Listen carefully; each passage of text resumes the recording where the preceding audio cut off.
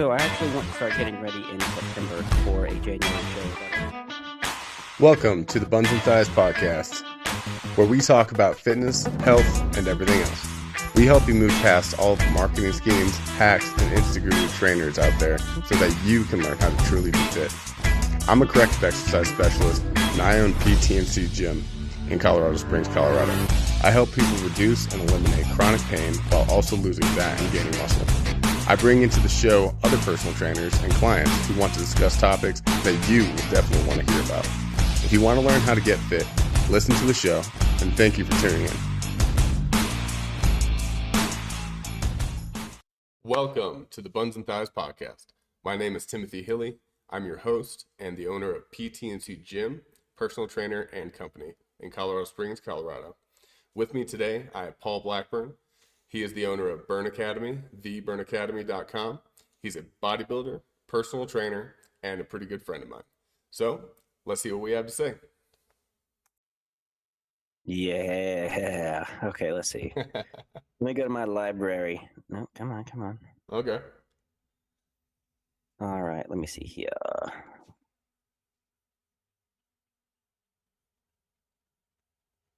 Are you trying to upload the AI music to are you trying to share it on the streamer, or are you just playing it and seeing if the microphone picks up the speakers? I was going to try and share my audio and everything. Can you see that now? Yeah, I see something.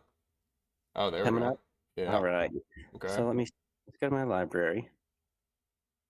Let's go to the playlists. Ooh, this is a good one. Ooh. Tell me if you can hear this. Okay. Yes. Hell yeah.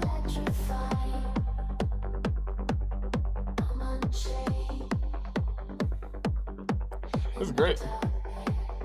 Yeah, just wait, man. It's going to get good.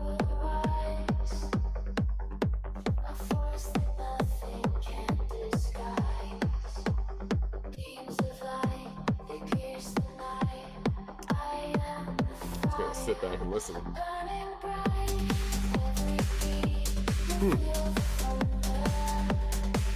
And like once it gets to like the good part and stuff, I'll just stop it because I've got so many good ones. Okay. I even have an aggressive trap one. You'll have to hear that one. Aggressive trap. I don't even know what that is. You will in a second. Okay.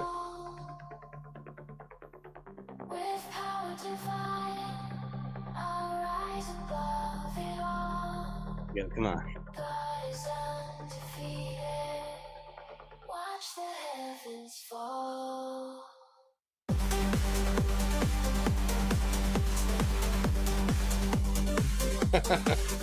I'm watching it through the I'm watching it through the window that you're normally on my podcast, and I just see one arm flailing around.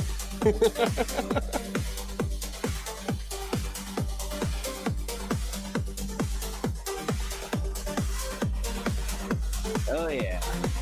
And you can extend them.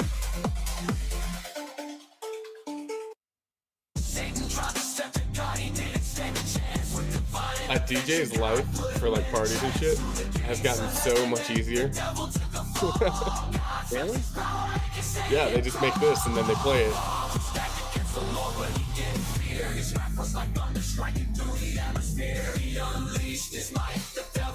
Yeah, so you have like that, and then you've got like this is a orchestral cinematic one. Okay.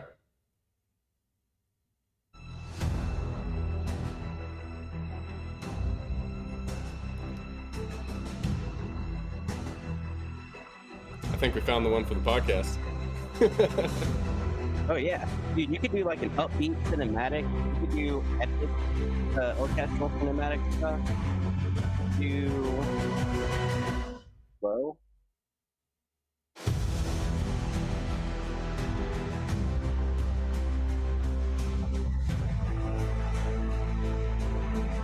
I've done let's see, let's go to create real quick. Uh-huh. And let's do I want to see how you do this. this is one of my favorites. We'll do Okay. a reggae rock Mhm. song about. Give me something. Fitness. A reggae rock song about pumping iron.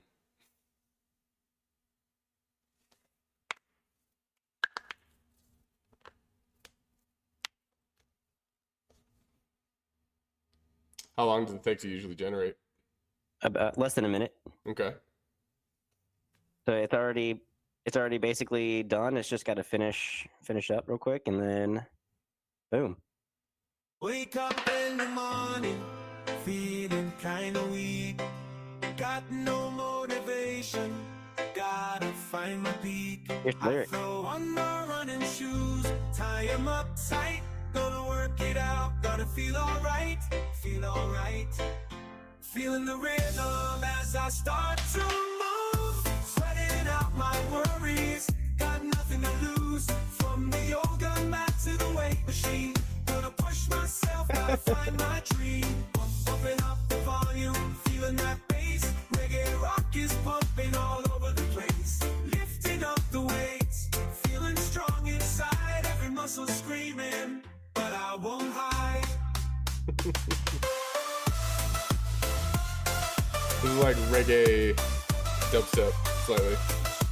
Yeah, I like it. me too. Actually, that's a good one. All right, let me go to the other one. See what that one sounds like. Wake up in the morning, feeling kinda weak. Got no motivation, gotta find my peak. I throw on my running shoes, tie 'em up tight. Gonna work it out, gonna feel alright.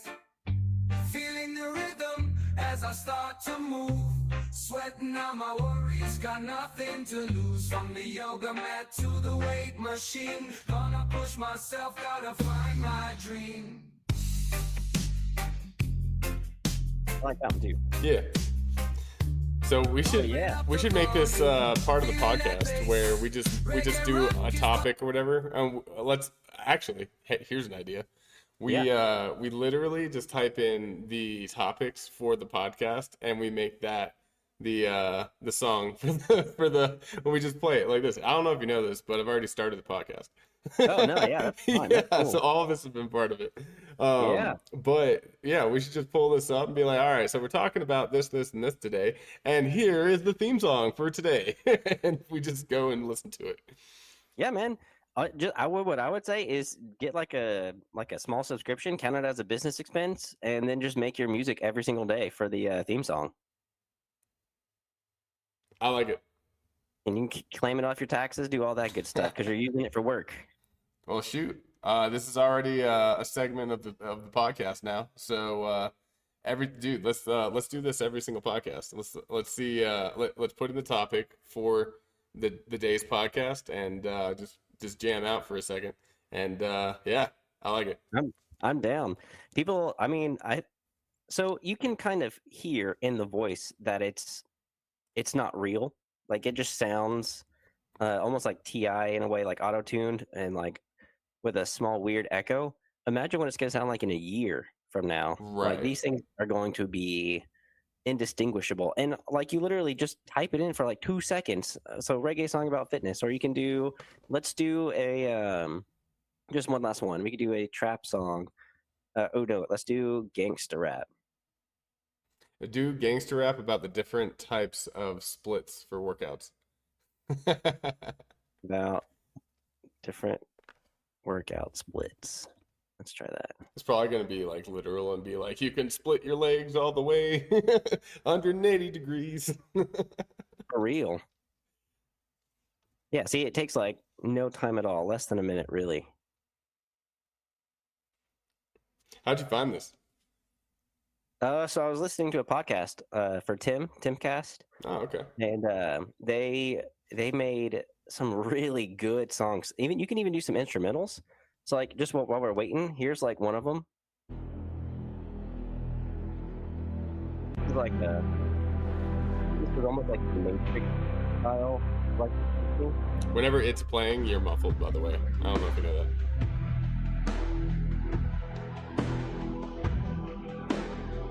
Say what? So whenever it's playing, you're muffled. Oh, that's It makes you feel like you're talking into a sock. that's okay. Here, this is like the like the Charlie Brown teacher. Yes. This is like the Matrix style Electric Symphony. Okay.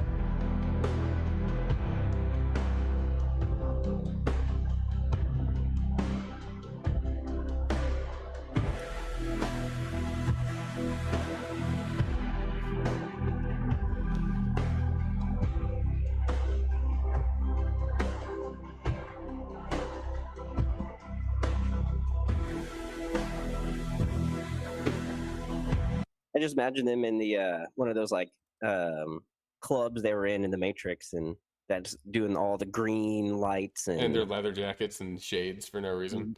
Yes, exactly. I always wondered what the shades did.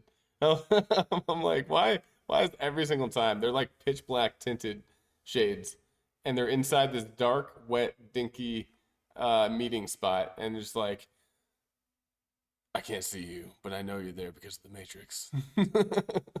Right, and they're probably just looking at the code. The Matrix.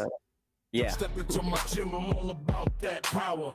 Different workout splits, I'ma show you in an hour. We got push, pull legs, it's the classic routine. Building muscle, getting shredded, yeah, you know what I mean. Chest and triceps, day, man, it's time to go berserk. Bench press and dips, watch me bump up that work. Shoulders and traps, gotta make them broad and mean. Military presses, shrugs, y'all know what I mean. Back and biceps, homie, it's that pull day. Deadlifts and rolls, watch me slay. Feeling strong, feeling tough, ain't no room for weakness. Curling iron, flexing biceps, this is fitness. All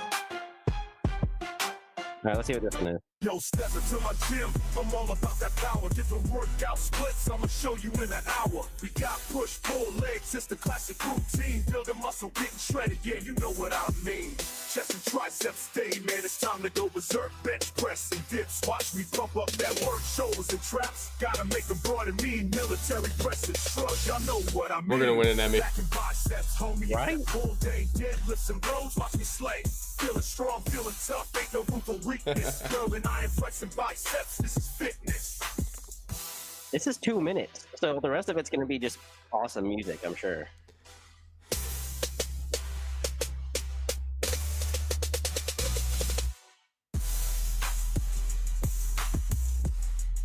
I'm so white.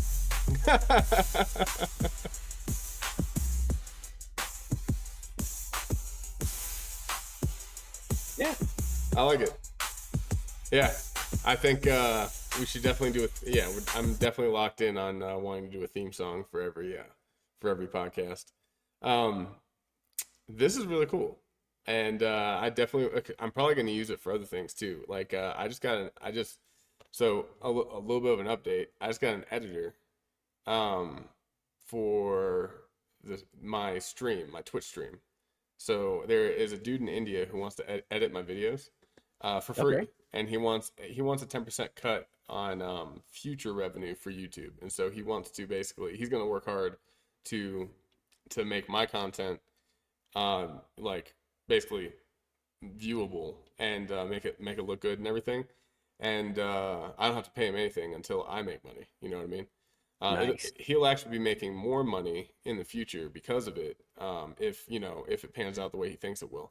But he said that he's been watching streamers for a while and he's been trying to pick one, and he likes my shit and he wants to make my stuff, happen. And I was like, all right, awesome. And I actually found him, and so I know it's not like one of those random scammers that pop up in the DMs like cockroaches, and they're like, "Would you like to get 3 million views?" Because opens up coat like trench coat. He's like, "Cause I got views." I got white everywhere. So it wasn't like that. It was more like he showed up, he engaged, and he was like, "Hey," he basically was just enjoying the stuff, and then I was like, "Hey, so you seem pretty chill. Do you do any video editing?" He's like, "Actually, I do." I was like, "Okay, would you want to be my editor?" He's like, "I don't know." I was like, "I'll pay you." He was like, "Yes." All right. And then he decided, I gave him two options. I was like, pay per video, or which won't be much, but that it won't change. It won't go up in the future as I get, more money. Or give a 10% cut, and 10% of zero right now is zero, but I owe him after that. So he picked the second one, which is the one I wanted because I don't want to pay him right now. Right. But if this works out, then that means I'm also gonna have an editor for this business. Like that's kind of the test run. That's the project. This is my business, and so I might have him start editing the podcast as well. Which Yeah. honestly, the podcast isn't that much editing. It's not like with streaming where it has to be flashy and like different things like that. It's really just like this scene, this scene, this scene. The podcast is actually really easy, so I just don't want to do it. But I do. So far we've been doing everything in one stream, but this is actually going to be the first refined podcast where I put in the intro. I actually pre-recorded a sub intro after that intro that introduced both me and you. And so we didn't, like you noticed, we didn't have to do any sort of intro or anything. We just went straight into it. And so it'll be seamless if you go back and watch this at least the beginning of this episode. You'll see what I mean, and I think it'll be nice. So I may not use them for that, but I might.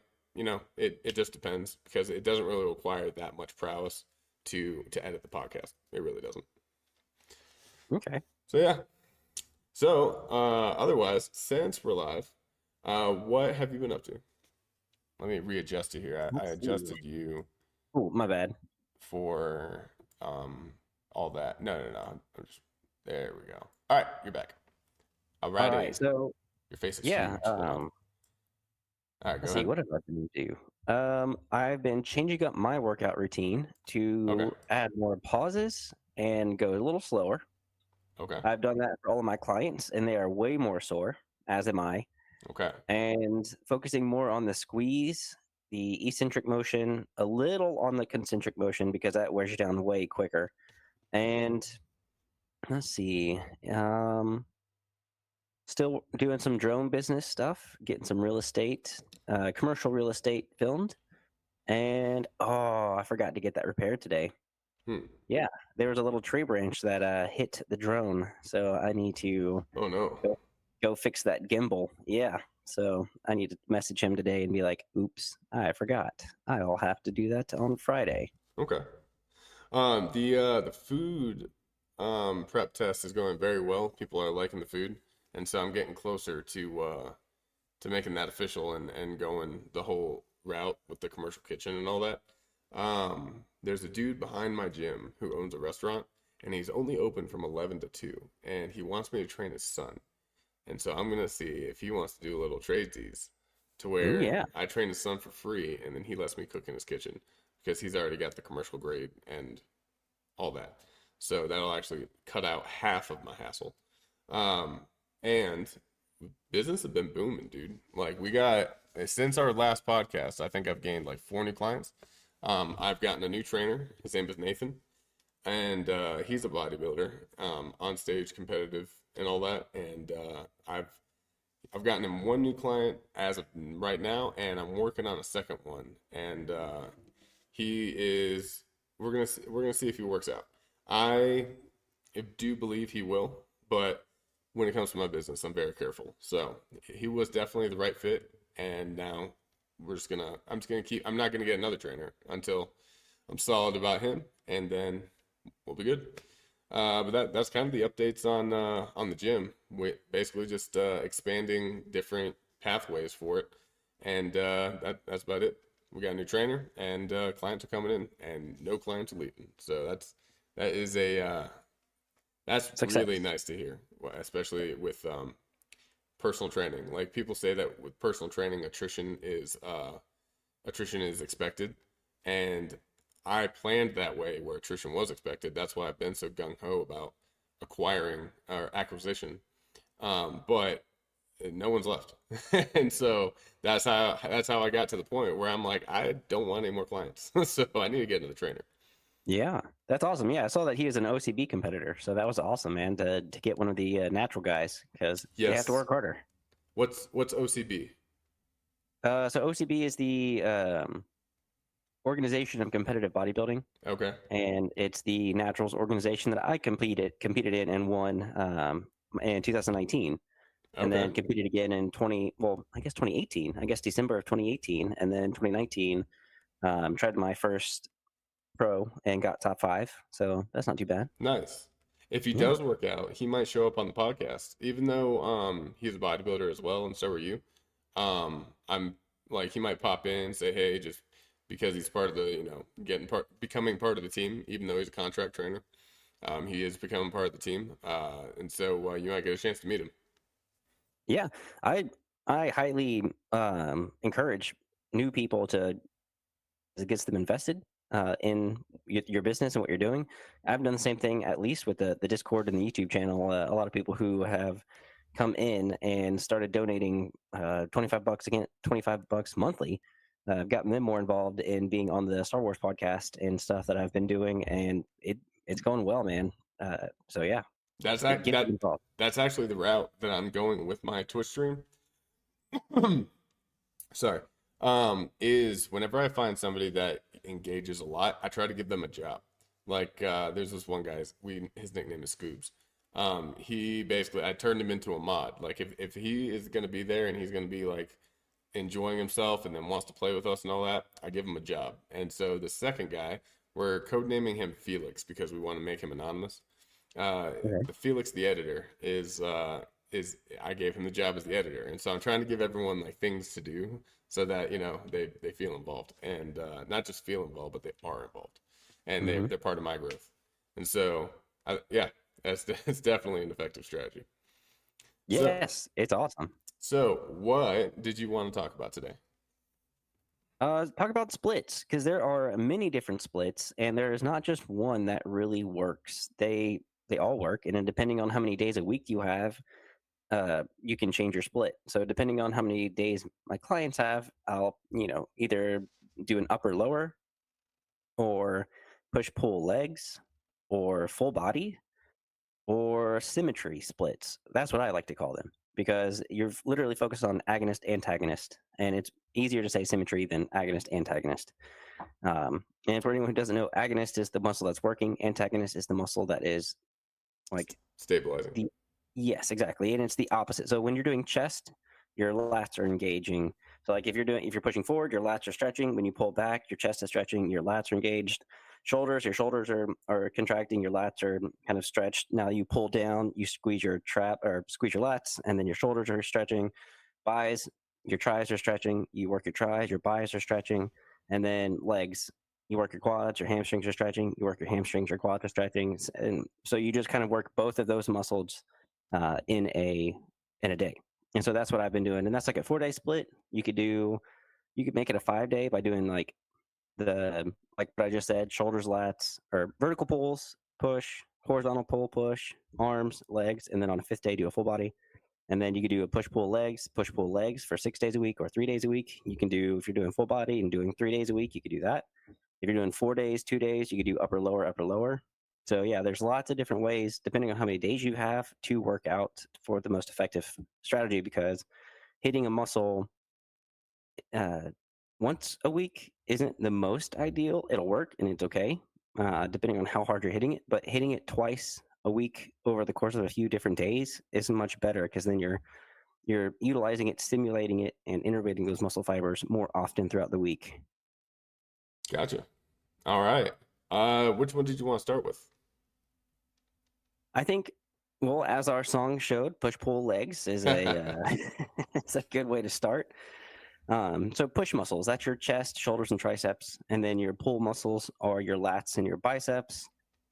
You can also include quads and push, glutes and push, calves and push, and you can involve hamstrings and your pull as well. And well, if you're just doing full body push pull. If you want to just do push pull legs, then yeah, you would just do your legs one day and then back and bis, and then chest, shoulder, tries.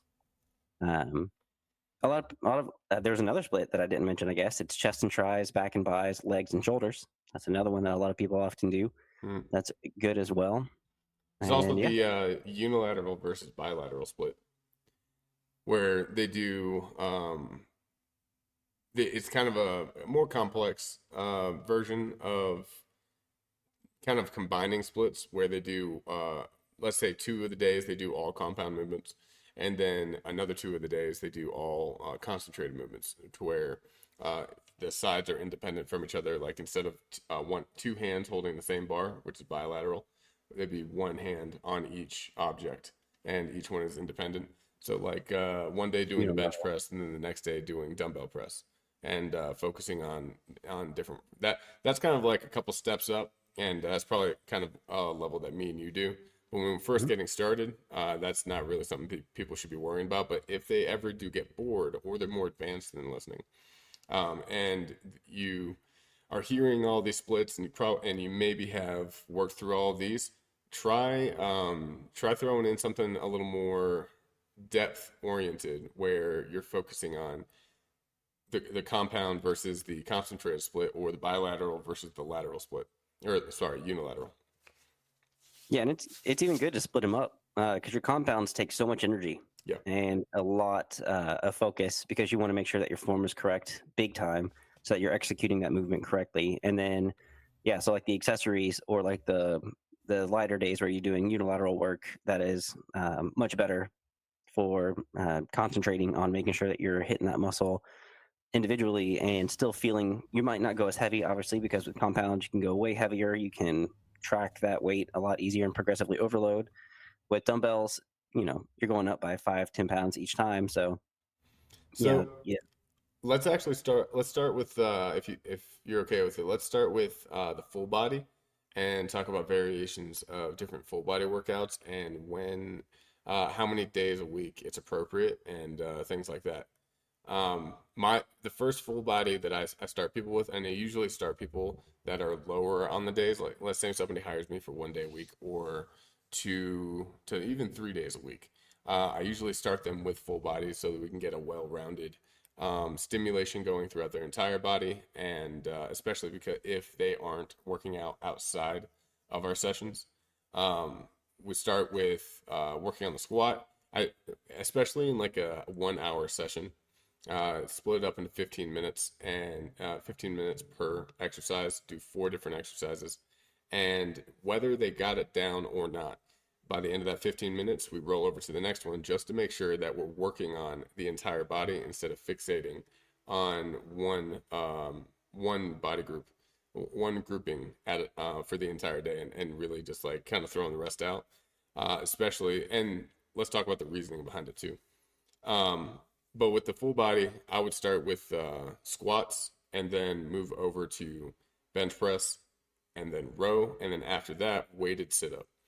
Making sure that we leave the core for the end of the day, so that it doesn't get broken down, especially before the squats, or before any of the core bracing activities before that. So once all the isometric use of the core is over, then we can do dynamic use with the core, and then finish out the day right there. So basically, going from the feet, and then going up to the chest, going to the back, and then back down to the core. And I kind of use that system to train my new clients, unless they're 5 days a week or 4 days a week. That's usually where I start if they're trying to just do general health, lose weight, gain muscle, or even strength build. And if, let's say, they're strength building and they're used to a 3x15 or a 4x20, or they come in. I had a new prospect the other day, and he's Nathan's new client, and he came in and he says he does 300 push-ups a day. He's been doing that for 3 months, and I was like, okay, well, stop doing that. That is a lot. That is a lot, and I can guarantee you, if he's doing 300 push-ups a day, it's military push-ups. It's these right here. Yeah, like yeah. like going to a rave, just the entire time. And yeah, for those of you that aren't watching the podcast and listening, I basically put my hands in front of me, and brought them up and down 2 inches at a time. Just that's the push-ups right there. And you see a lot of those on TV, or you see people that on Facebook where they're like, I can do 1 million push-ups, and then they just start doing push-ups, and then you see the random jackass in the comments saying, I didn't see one push-up. And it's like, well, Yeah. he's right. So we usually start with that. And then we move over to the calisthenic versions of all of that. So let's say they're starting to grasp the idea of the squat, of the bench press, of the row, and of the weighted sit up, which are pretty easy to grasp on some of them, and then squat takes longer than others. But over a period of a month, that is a good place to start. But to throw in a little bit more without overloading them, I bring in the calisthenic version of each one of those. So we do a perfect push-up, a perfect posture, which is a lot harder to do than a normal push-up. Basically making sure your hips never touch the ground, getting into a deadlift sort of back structure, and putting your thumbs against the sides of your chest the entire time with a 45-degree angle, with the humerus coming off your shoulder, and basically making sure that it's a strict push up and then a shoulder press on top of that at the top, and then when they get to the bottom, a shoulder Retraction. retraction, yeah, or retraction. Because you're going backwards. You know what I'm saying. Yes. Protraction. Yeah. Retraction. And then making sure that they squeeze the back. And so basically they're adding a shoulder mobility exercise to the push-up. And I kind of sneak that in there without sounding too sciencey in the very beginning, which can scare them off. And then we go to like a TRX row or a hanging bar row, and basically the calisthenic versions of that. And then let's say that next month they got all that down, and they want to move on to something more. If they don't and they want to repeat, I always ask. I was like, hey, so we can move on, or if you have some doubt about this and you want to keep doing it for another month, especially because you're new, is actually probably going to be beneficial. And so we may stay there. But if they do want to move on, then we move to deadlift, incline bench press, maybe some dips, and pull-ups, and hanging leg lift. But not the hanging leg lift where it's just hip flexors. It's I call them fetal position hanging leg lifts, where they literally curl their butt up and they get into like a curled motion where they're touching their knees to their elbows. Mm-hmm. And they're actually doing a crunch while they're hanging and lifting everything. And so we kind of flip-flop between those until they get a good grasp of a lot of things. That's a lot of stuff to throw at them. And it basically is a pre-planning of mine for about the first 3 months. And that's basically the format. Unless they're a special case or their goals defer from that. But that's a pretty, if you listening have never worked out before, and I just gave you a golden plan right there to start at: squat, bench press, row, sit up, weighted sit up, not trying to do 60 million sit ups, but put 5 pounds on a pulley and try to pull it up as you sit up, and do that about 12 times. Do a 3x12, and that's a good place to start. If you get bored of that, go for the other ones: deadlift, fetal position hanging leg lift, incline bench press, and pull up. And and obviously a lot of people can't do pull-ups when they're first starting, but a banded pull-up, or even a foot on a stool or a platform, 1 foot and then 1 foot hanging off, doing that while you do a pull-up. I call those pseudo pull-ups. That's a great way to start your pull-up process. Even if you weigh 300 pounds, if you can stand up, you can do those, even with both feet on the stool. Because after you do 12, your feet are going to get tired, your legs are going to get tired, and your upper body does take over, and you are technically doing pull-ups. You're just being assisted by your feet. That's really it. Yeah, and as long as they can focus on the eccentric movement, like coming down on a pull-up, and try to prevent themselves from just falling and pulling themselves, and then just trying to hold on, they're going to naturally go down because it's hard to hold up. But people don't understand that you could do about 40 to 50% more weight on the way down than you can on the way up. So as long as you're controlling your way down, you're going to get better at pull-ups. And on the way up, I tell them to try to visualize turning off their legs. So basically trying to use their legs as least as possible. And when you do that, everything engages, and you actually do use the same muscles that a pull-up uses, because your skeleton's doing a pull-up. You just weigh less because your feet are helping you out. But trying to learn that detachment and not just standing up, that takes a little bit of process. But once you get it down, if you're not doing pull-ups because you can't, quotation marks, can't do pull-ups, that's a very good place to start so that you one day can do pull-ups. Absolutely. Yeah, and I think there was two things that I was trying to make a note of. The first thing is on the hanging leg raises. You're doing it the right way, with how you talked about, because the only way to do a real hanging leg raise is to bring the top of your pelvis or like below your belly button Yeah. all the way up to your lower chest, Hmm. because you have to bring the insertion point closer to the origin point, or vice versa, if you're going to do a contraction. Lifting your legs is working your hip flexors and Right. working your quads. Bringing the pelvis up and tucking and trying to touch your knees to your elbows and getting into that fetal position is bringing the very top or of your pelvis or bottom of your abs to the top of your abs, and that's the only way you're going to contract. The second thing is it's great to do a full body. It's different for whoever I'm training, because if it's a younger client, sometimes I'll do like 15, because I've got about 30 to 45-minute sessions depending on who it is. Hmm. I'll do like mostly upper and then mostly lower, because they want to focus on mostly upper body anyway, and they don't really care for legs. So then we do legs at the end. If it's an older client, what I'll do is I might do major muscles like your chest and back, like your chest, whatever, incline or flat, and then vertical and horizontal pulls, and then I'll go to like leg press and calf raises, and then I'll go to arms, shoulders, biceps, tries, and then I'll go to leg extensions like curls, because going from an upper to lower is helping with blood flow and helping with their heart. So like pulling the blood into the upper body, and then doing legs, pulling POOLING to the legs, and then pulling it back up to the upper body, and then pulling it back up to the legs to help with circulation. It helps a lot with that. So I'll do that with the older clients to make sure that they're getting better blood flow.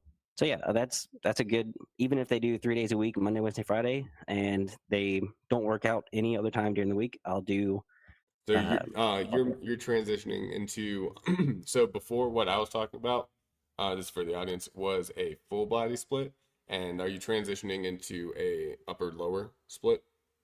Is that nope, that's a full body in one day. oh, so this is all in one day. Gotcha. In one day. Okay, Yeah, so okay, that okay. for like 30 to 45 minutes, they'll do, for a little bit of time, they'll do like maybe 10, 15 minutes, they'll do like chest and back, and then, or like 2 sets of incline chest rows and pull ups, and then I'll have them go to the leg press and then calves for about 2 sets, and then I'll go to shoulders 2 sets, but cycle through like shoulder by try and then shoulder by try, and then go back to leg extensions and like curls, all in one setting, all in one session, I should say, to help with circulation, because then that, like I said, pulls the blood to the top, pulls the blood to the bottom, pulls it back up to the top, pulls it back to the bottom, so their heart's really working, and it's really Yeah. helping with the blood flow.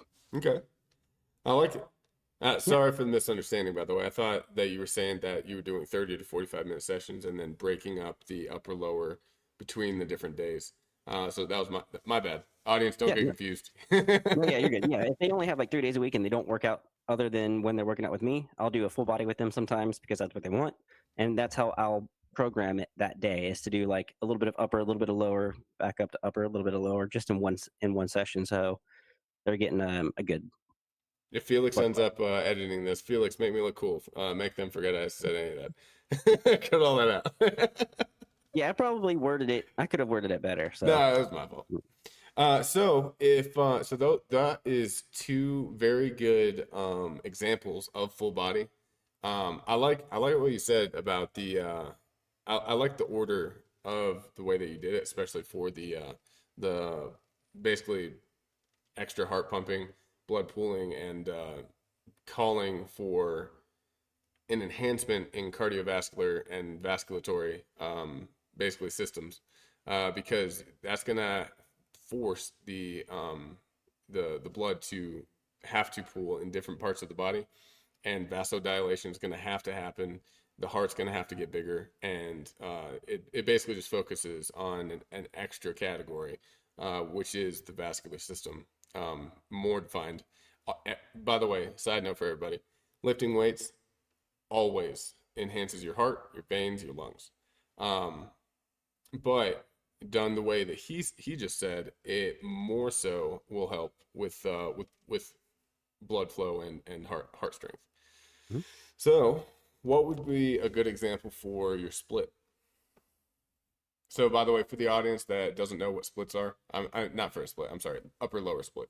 For the audience that doesn't know what splits are, we're talking about splitting up the body in workouts. So the way that we work out in 1 week, so that's what a split is. It splits up the body parts within a week so that we're making sure through programming that we're getting optimal muscle gain. And the first one that we talked about was a full body split. So basically not splitting up anything. I know we just said splitting up, but not splitting up anything and working out the full body in 1 day and sprinkling that, would you say between 2, 3, maybe even 4, depending on their taxation limit, a week? If they're going to be doing 4 days a week, sometimes I'll do an upper day, lower day, upper Yeah. day, lower day, just to kind of get more in depth for each muscle group. If they do really like the full body and they insist, I make one of their days a trigger day, to where it's basically they work out 3 days a week hard, and then their fourth day is more about mobility. It's still full body, but it's more about mobility and triggering with bands, so that they're doing some of the blood pooling in the muscles that need reviving, or need not reviving, but Stimulation. not recovery. There we Recovery, go. okay. Yeah, that Yeah. need recovery by shoving more blood into those muscles. Since they're broken up and they're building muscle, it's giving more ingredients faster. By, let's say I want to trigger my traps. Let's say for the last 5 days, I've been working my, not 5 days, but I worked out 3 times full body for all the way through the week. And then Saturday, I'm like, okay, I'm gonna grab a band and I'm gonna pull apart and really stimulate my traps. I'm gonna do about 20 of them, and I feel the heat happening in my traps, but I'm not trying to tear any more muscle. I'm just trying to blood pool. And Yeah, self-swelling kind of yeah, deal. that's what I call a trigger session. And that's, if they are gung ho about working out 7 days a week, I'll put about 2 of those in there for them. Yeah, now Yeah. if someone's insistent on 4 days a week and doing full body, I'll do a push full body, pull full body, push full body, pull full body. So that way they're not interfering still, but you're still getting a good full body, and you can still really focus on individual muscles. Like you would have, so for a push full body, you could do chest, shoulders, tris, quads, calves, and then on the pull you could do vertical pull, biceps, and let's see, hamstrings and forearms. And then on the second push day, you could do again incline chest instead of flat. You could do more front or lateral raises, or some more accessory type movements and then you could do same thing for the triceps, and then you can still work quads, but then maybe you could do glutes instead of calves. And then for pull, you could do vertical pull, or sorry, horizontal pull this time, traps and biceps, and maybe like instead of hamstrings, you could probably do like the adductor, abductor, maybe a little bit of um, different types of movements for the legs and hips instead. So that's what I'll usually do if they want to do 4 days a week and a full body. So that way they're not really blowing every single muscle all 4 days a week. Right. I actually kind of want to stay on the full body topic and maybe even make that the main topic of today, and then we can Sure. make next session, or not next session, but next podcast about the upper lower split, and Sure. kind of just for the next 3 podcasts, kind of kind of lay out some of the land for different types of splits. Because there's a lot you can talk about within each split, because there's a lot of programming science and a lot of just respective knowledge that goes into planning for a perfect optimal workout. I'd like to talk about the science of how muscle is built and the reasoning we have for, because some things that are common knowledge to us, I've learned, is not common knowledge, and that's why we're paid so much. Right. And so for the audience, if you're, and correct me if you have insight that conflicts with this. If you're trying to build muscle, it takes about 3 days for the muscle to be built. Let's say that you stimulate, meaning you work out. Let's be very specific: the right bicep. And this is for the audience that isn't so close to the knowledge as we are.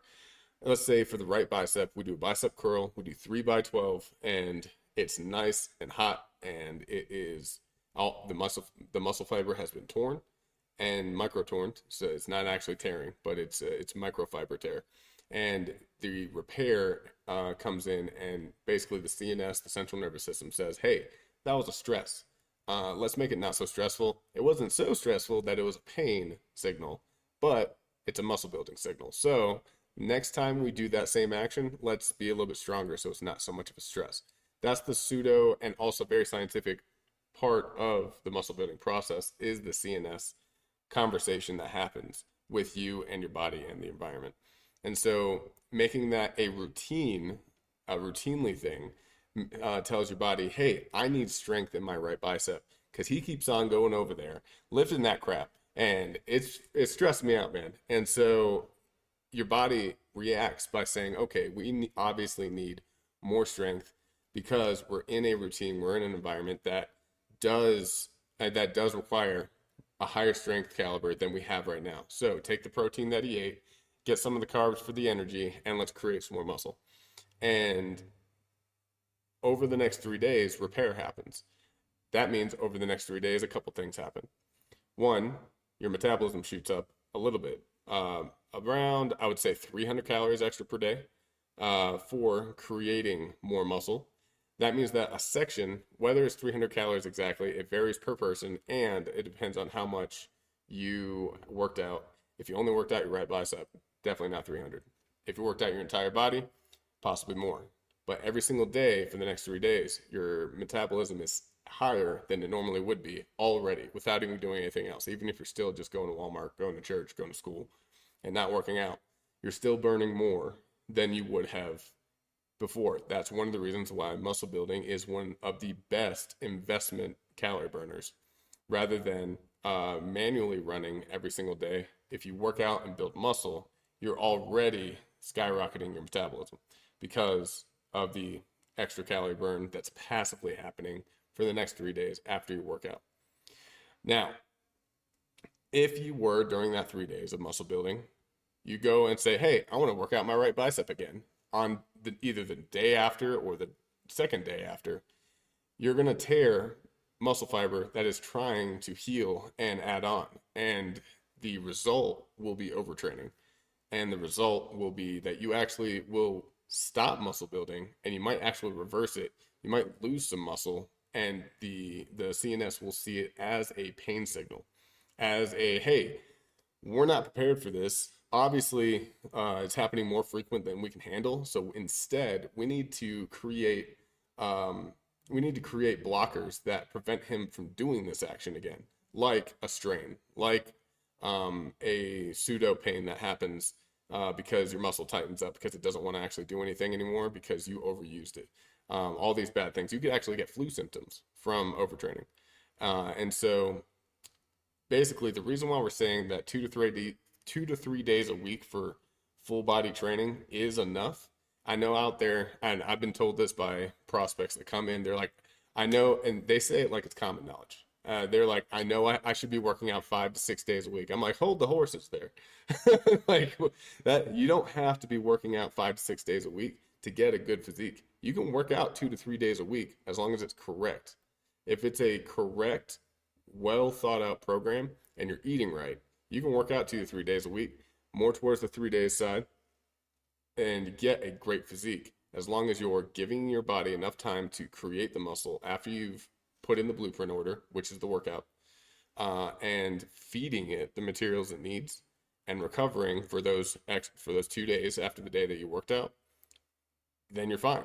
Now, I'm not saying that you shouldn't work out back to back, and that should never happen, but you shouldn't work out the same muscle the same way back to back.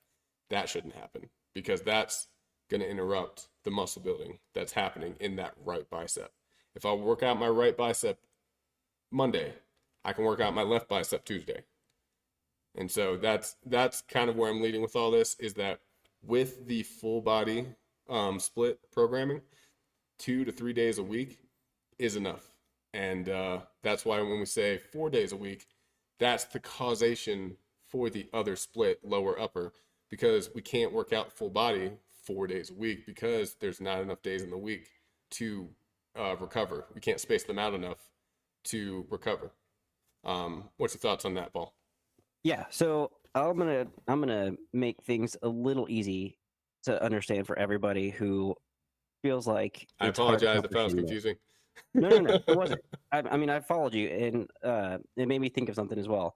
So with overtraining, you don't want to overtrain, but overreaching, you slightly want to overreach because overreaching, and I'll get to in a second, or I might as well explain it now. You have a certain pain threshold, and your Golgi tendon organ, your GTO, is responsible for telling your nervous system, "Hey, we've reached our pain threshold. We need to stop. We need to shut down the system to make it to give them a break."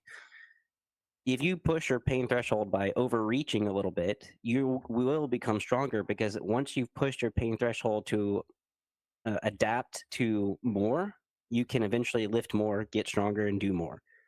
Um, that's overreaching versus overtraining. Now, um, when it comes to building muscle, think of it like this. Everyone's heard of the three little pigs, right? Yes. All right, hear me out. And a untrained individual is kind of like a house of hay. All right. The big bad wolf is your training regiment. You train, you blow down that house. The pigs is your body trying to recover and build the next house, which is made of sticks. A little bit stronger. And it took them maybe 3 days to rebuild into a house of sticks. When you train, the big bad wolf comes and blows that house down a little bit more. You recover, which is the 3 more days that the pigs build a brick house. And each time that you train, the house or your body gets way stronger to the point where when you work out, that house isn't really doing anything because now you've reached, your body has adapted so much. Now you've got to start changing a lot of things up and now begin overreaching. And then that's where that wolf is starting to really chisel out or take a sledgehammer and making big dents to the house. And then the house has to become stronger and now get made of cement that's a little bit stronger than bricks, or steel, I should say, which is a little bit stronger than those bricks. I was like, I'm just gonna trust you on that one. I have no idea. Bricks and cement. I have no idea. Yeah, we'll say reinforced concrete. So instead of just bricks and mortar, now you have steel beams inside of the concrete, and then eventually you just have a house made of steel. So you have to build or tear yourself down just a little bit to build up even stronger, and you've got to push your GTO or your Golgi tendon organ, or you've got to push that pain threshold. So you have to work out to a burn. And I mean, this is a great way to think of it is once you start to feel the burn, start counting your reps. Okay. Get it on a weight. Those first few reps where you don't really feel a burn, that's a warm-up rep. That's a warm-up rep. You're starting to feel a burn. All right, that's 1. 2, start pushing that pain threshold, overreach a little bit until you feel to the point where there's no more ATP left. So ATP is the chemical reaction that basically contracts, is responsible for getting the myosin and actin to contract and expand and all that stuff, or mostly contract. And you've got to tear down the muscle just to get a little bit stronger. That's the easiest way to kind of to talk I about it. like I like that analogy. The three little pigs. That's it's kind of funny, Yeah, and it sounds pretty good. And I totally agree with you. That was a great analogy. I'm impressed. yeah, I know, right? Yeah, but you have to give the pigs enough days to rebuild the house before you can try to knock it down again. And eventually you get to the point where it's hard to knock it down and you've got to change up your routine. You've got to change up how you do things. You can't just blow the house down now. You've got to start using a sledgehammer, and then eventually you have to start using like a jackhammer, and then eventually you just use a plane to run into the steel building, which is a melts steel beams, jet fuel. Yeah, we all know that. That's a side note. But um This isn't a conspiracy theory podcast episode. That yeah, was a I couple know. episodes ago. It'll come up again though. But yeah, so that's where variations. So blowing the house down is your split, okay? And then the recovery is then building it back up again, and then eventually the split doesn't necessarily work as much because you're just doing the same thing over again, and your body's now adapted. So at this point, now you have to introduce variations like negatives or um, like Tabata or There's so many different variables that you could change. yeah, It's so minute that not minute, but it's so sensitive, I should say, that you could even if you're working out for a month, and that's one of the reasons why I planned the way I planned for the 2 months. You could go from flat bench to incline bench, and that in your body receives it differently, and that is a change in stimulus. It's still a press, but your body's in a different position and it's pressing. And let's say you want, and that's what I call a 1 degree shift. You could do a 180-degree shift, and instead of doing bench press, you could be doing flies or dips or and yeah. I was about to say, anything, or if you're even powerlifting versus endurance lifting. You know what I mean? yeah, I was gonna say if you're bench pressing all the time, change it to a dumbbell chest press, and Yeah. then if you're dumbbell chest pressing all the time, maybe try dumbbell flies, or maybe try something a little bit different. And that's a variation. Changing, like I said, doing negatives or doing just like slowing down the reps or even just pausing in the contraction or the stretch or anything like that. That is a huge variation. Even though you're keeping the same split, it's a little bit changed, and that can still cause adaptations to occur. Well, if you're out there training yourself and programming for yourself, the best way to look at it is in body parts. And the four major body parts are legs. And we're talking about compound groupings. Legs, core, anterior, which is front torso, and posterior torso. The extremities, they kind of go along with the opposite side of the torso. So posterior extremity goes with anterior um, torso and vice versa most of the time. Now, in a fly, then the entire anterior extremity and torso works together. So, like the bicep and the chest work together in a fly, rather than in a bench press, the tricep and the chest work together. But what you want to do in programming for yourself is those four categories: chest, back, legs, core. Fill in 1 to 2 exercises and do a full body, or split them apart.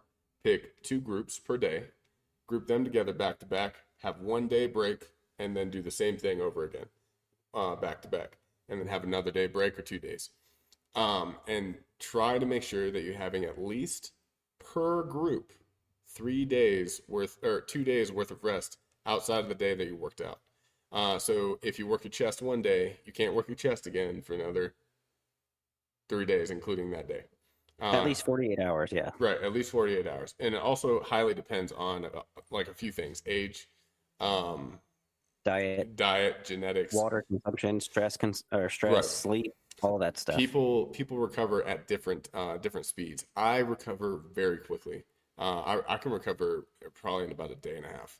A day and You a need to half, go harder than day and a me. half, 48 hours. Yeah. And it's because I've been working out for about 15 years, and my genetic profile, I gain strength and muscle very quickly. I also lose it very quickly. So I have to do a maintenance routine constantly in order, and that's one of the reasons why I'm a personal trainer, actually, because I'm constantly getting weights for people and picking up big things, and my body Moving. my body knows that I require strength for my daily activity. But if Joe Schmo's out there trying to program for himself, those four quadrants of the body, fill in at least one workout that works that body part per workout, and decide how many days a week that you want to work out.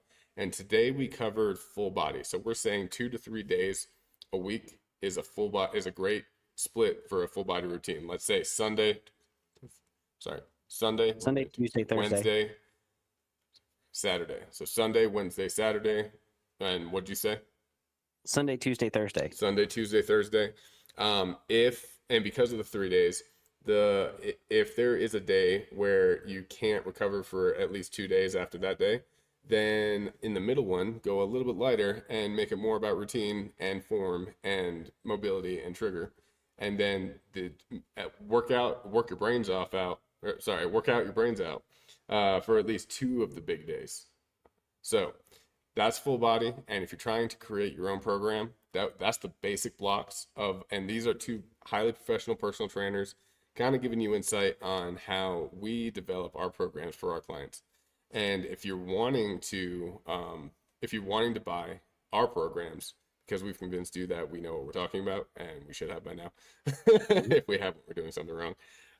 Yeah. Then both of our websites has both of our different styles on each of our websites. His is theburnacademy.com. You can find it right under my finger this way. There we go. Right here on the screen, right under his name, and mine is at the bottom of the screen, personaltrainerandcompany.com. And so we're ending here. Before we end, Paul, do you have any remarks before we leave on what we were talking about before, or anything that you want to say? If you're gonna do a full body, just make sure to push yourself and don't stop short of pain. You're not here for comfort. That's a spa. This is a gym. You're here for discomfort and for pain. So embrace it and deal with it and push yourself. Obviously, don't overtrain, overreach, and get some rest, because rest and sleep is a very important part of Yes. recovery and giving you the ability to push harder in the gym. So yeah. Nice. So I liked this podcast episode.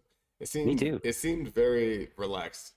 We were basically just talking about the way that we train, and talking about something that we both know very intimately, which is programming. Like, a personal trainer should definitely know programming, and to a point where we can talk about it on a podcast scientifically. Right. But so I told you before that I like to have the audience a little more involved in the behind the scenes a little bit than other podcasts. Let's put it that way. Like, I don't care about hiding any of the like editing stuff and things like that. So for the viewers, I'm gonna use this episode as my pre-recording ending scene. So just bear with me. So this is the end of the podcast, and we're gonna start the ending scene. Paul, say goodbye. Peace out, guys. Y'all have a great rest of your week. All right, and then here goes. Thank you, everyone, for watching the Buns and Thighs podcast. My name is Tim. I'm the co-host. I'm the owner of PT&C Gym, personal trainer and company in Colorado Springs, Colorado. With us today, we had Paul Blackburn. He's the owner of Burn Academy, theburnacademy.com. He's over in Florida. And we appreciate you. If you're looking for the best workout you've ever had, any of the materials that you need for any free resources, materials, or knowledge for personal training, fitness, health, or even self-programming, where you're trying to find your own way, go to personaltrainerandcompany.com or theburnacademy.com. Have a great day, and thank you for listening. Thank you.